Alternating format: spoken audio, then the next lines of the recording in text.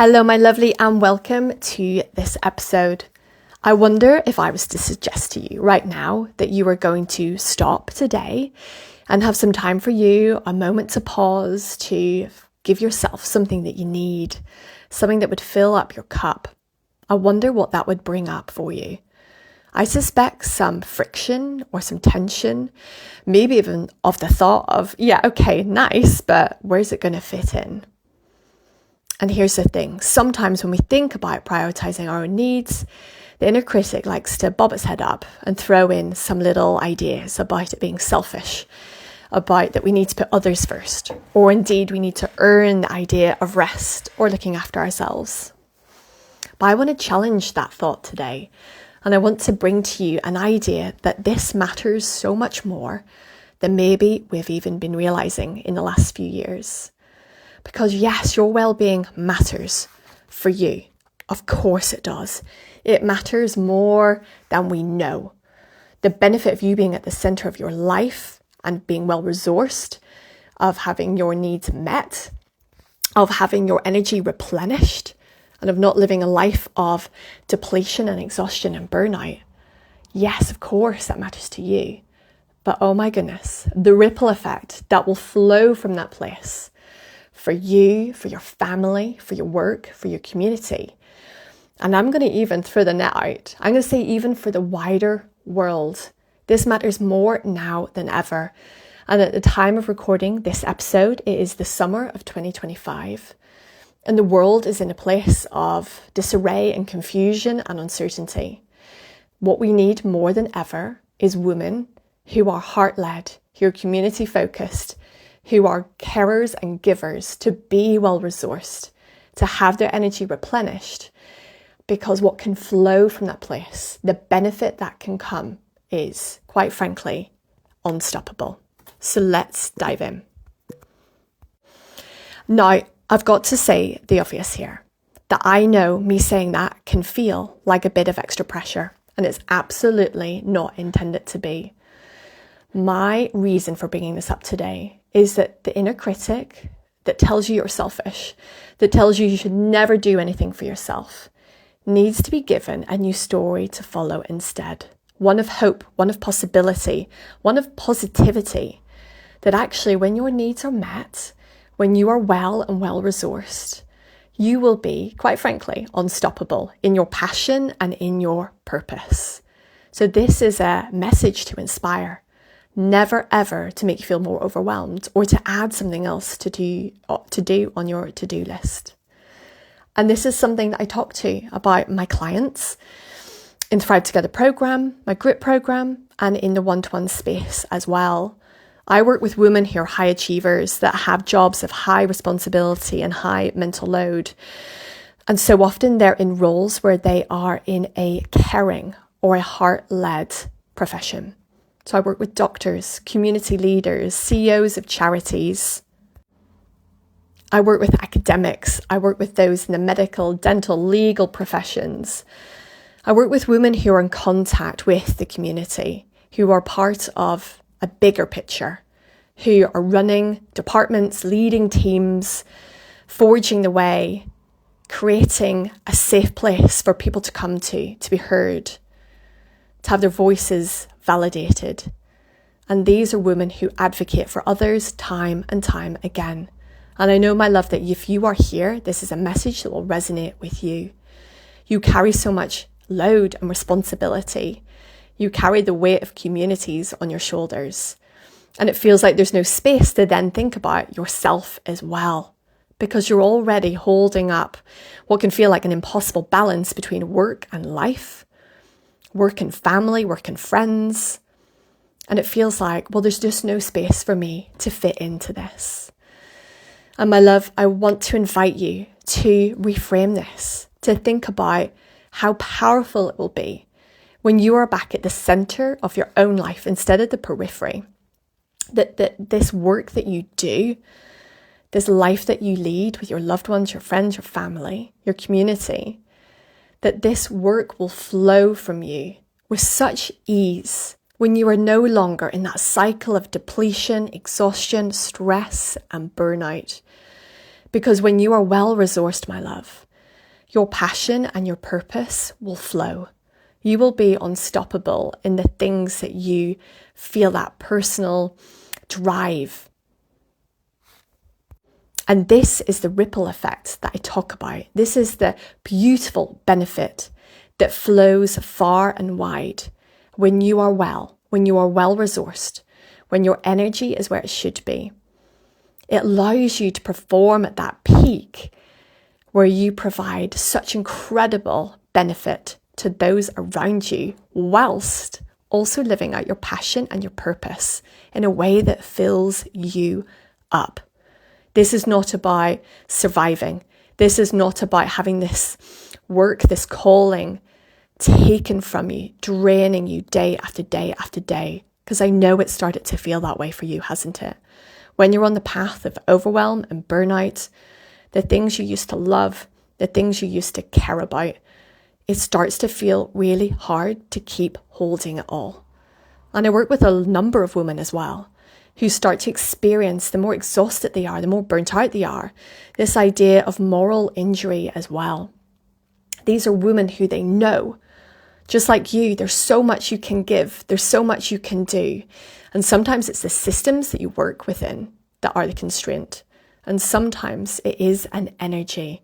And so when you are well-resourced, when you care for yourself, you'll be able to fulfill your purpose just as exactly as you wish. And just think how fulfilling that will be, to have that cup filled up and what will overflow from it. Your well-being is all about having the quality of life that you yearn for, that you crave, and that you so deserve. It allows you to have flex in the system. It allows you to be present throughout the day, including in the mornings, maybe even those late bedtimes. It allows you to have moments where you feel more and more and more like yourself. That spark of creativity, that ability to problem solve, to roll with the punches that can be thrown at you at work. And this well-being is not an indulgence. It's not selfish. It's not something that needs to be earned. It is the fundamental foundation for a life that feels good. It is the building blocks, the foundations of everything. All of the thriving, all of the achieving, all of the things that you hope for are built upon this foundation.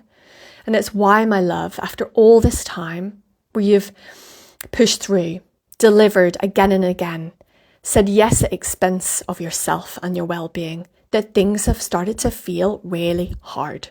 That you've started to notice carrying that weight at work has started to feel like a load that is going to create the cracks. Maybe even it feels like it's going to break you in that sense of burnout. And so when we think about this foundation, imagine what happens when you rebuild it, when you dig down deep into the foundations, shore them up for a life where you can thrive, where you can fulfill your passion and your purpose. And I know you'll already have noticed, but it's important to just draw attention to this, that if you have had some time, whatever that needs to look like for you, because everyone is different, where you've done something that's filled your cup up, when you've met one of those biological, physiological needs, that actually you feel so much more capable, confident, and maybe effective and productive at work, yes, but also at home, you feel so much more present. You feel like you're able to enjoy the company of the people you love. You feel like maybe even your fuse is a little bit longer, because sometimes things can be a bit trying still, of course. Life is life and humans are humans. But when you are well, both physically and emotionally and psychologically, you get to be the version of you, the people of you that you love. You get to be there with them, showing up as you want to be, leading and living a life that feels good. But also we can take this to the next level, that when you are showing up for yourself, when you're giving yourself permission to be well and to meet your own needs and not to outsource that, just think of that healthy boundary, that importance of self-worth that you are modeling to the people around you, both at work, yes, and at home as well. So for those of you that have little ones or maybe bigger sized kids, partners, friends, family, just think of the benefit that they have when you show up for yourself and you say, I matter, my self-worth is something that I can foster, something that I can create, something that I can nurture and nourish. They'll feel called to do it as well. Because for the adults in your lives, maybe even the younger adults, the teenagers, they can be getting so caught up in this society of pushing and striving and performing and achieving that actually you can model this beautiful benefit of, having boundaries, saying what you need, using your voice and advocating for yourself, and then meeting those needs for yourself as well. And for those of you with little ones around you, I would think so many of you would agree that kids are growing up with so much more emotional bandwidth, so much more emotional intelligence than maybe we recognized when we were growing up at that same age. And that is an amazing, fantastic thing. And so when you model this ability to care for yourself, they are watching, they are learning, they will learn that this is the norm. This is how I want to be. How beautiful a ripple effect is that? And so, my love, when you think about meeting your needs, being aware of what makes you feel good, that fills up your cup, I know your inner critic is going to have something to say about this. Your inner critic is going to be challenged. It's going to feel this is unfamiliar. Therefore, it can kick in quite hard at this point. Now, here's the thing about the inner critic work when you work with the subconscious, that actually it's reliving a story that it believes is important for you and for your well-being and for your safety. So actually, what we're doing here by you showing up, listening to this podcast, is actually giving your subconscious new information that this is safe, that this is a good thing, that this will serve you well, that this will create a life that feels good for you. Now, that doesn't mean to say that the inner critic switches off immediately. If only it was that easy.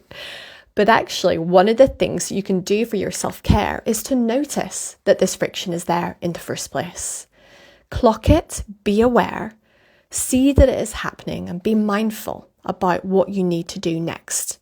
Be intentional with this. So much of life when you're burnt out, overwhelmed, exhausted, stressed, is living in reaction.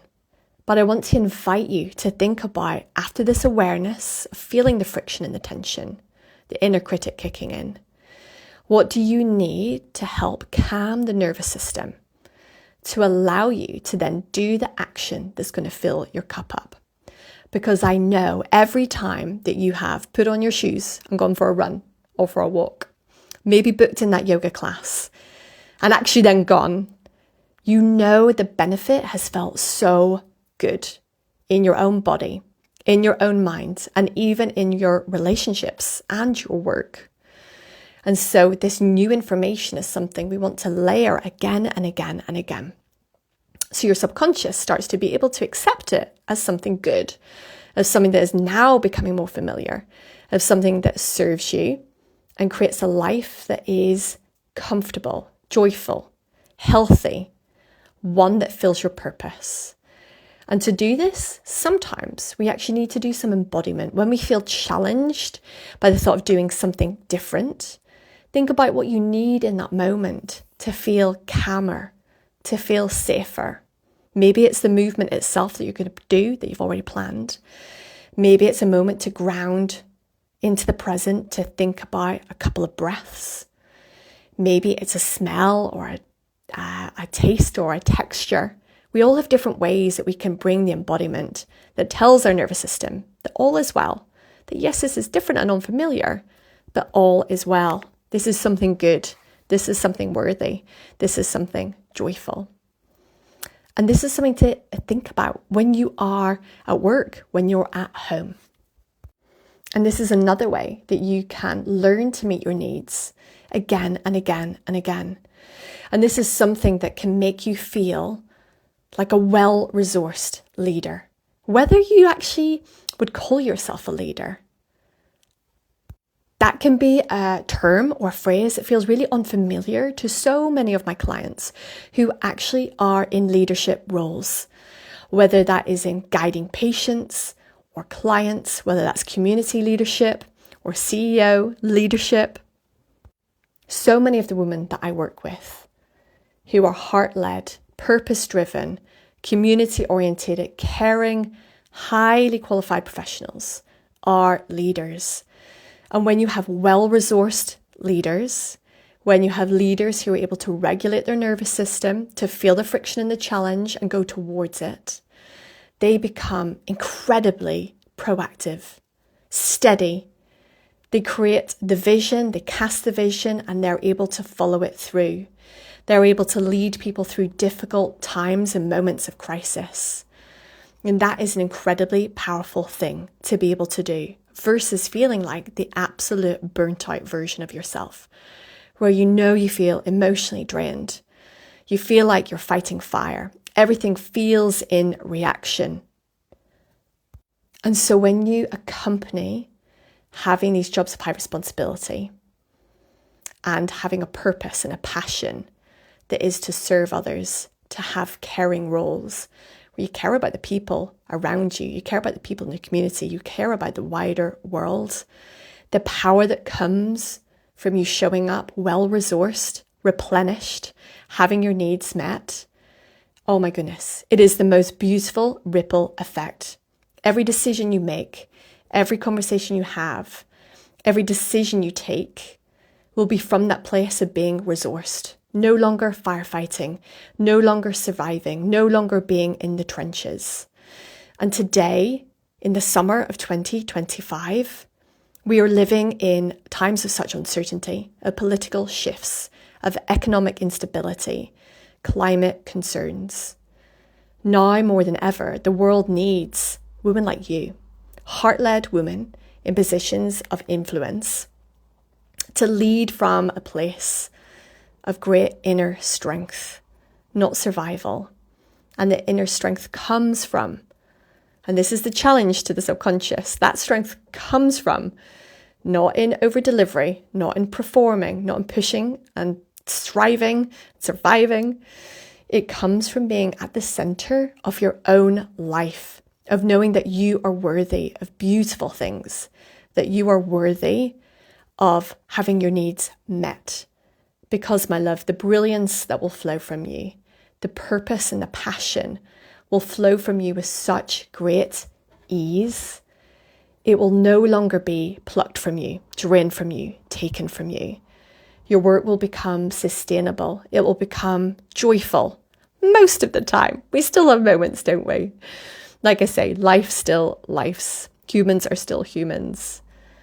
But when you are a well-resourced woman, the flow creates that clear purpose, clarity of thought, deep passion that gets realized, sustainable energy. And my love, this is the absolute opposite of the burnout leak. This is a source of momentum for good. And I know the fact that you are here, that you are listening into this podcast, that this calls to you, that you want to be able to live a life of meaning and purpose. You want to make a difference. And it all starts here. It all starts with you. And this is some of the work that we do in the Thrive Together program. It's about reconnecting you with those foundations, reconnecting you with what matters to you, and helping you rise to meet those needs in a way where we can shed all of that shame, that guilt, where you can have the boundaries, where you can have your needs met. This is more than just ticking the self-care boxes. This is about creating a woman, you, who is resourced, so that you can lead, so that you can create, so that you can love and care deeply again, so that you can reconnect with what matters to you, what your values are, what you're called to do, your purpose, your passion, so you can live out the meaning that you feel is calling from deep within. And with this in mind, my love, I wanted to start to wrap up this episode and leave you now with a question. What would be possible if you were well-resourced for the next 6 months? What would be possible? What could happen? How would you feel? What decisions or actions would you take? What would the ripple effect be? And I wonder what comes up for you. I'd love to hear from you. Just like always, feel free to drop me an email or a DM on Instagram and tell me about what would happen if you were well-resourced for the next 6 months and beyond. What would be the ripple effect? How would you feel? What would you do? Where would the passion and the purpose take you? And if you are wondering where to get started on this journey, then I invite you to click on the show notes below to download my freebie, 5 Ways to Beat Overwhelm. And it's a perfect way to start resourcing yourself, to start thinking about how you can meet your needs, find ways to calm the nervous system, and create that sense of grounding that allows you to move into the next level of putting this into action.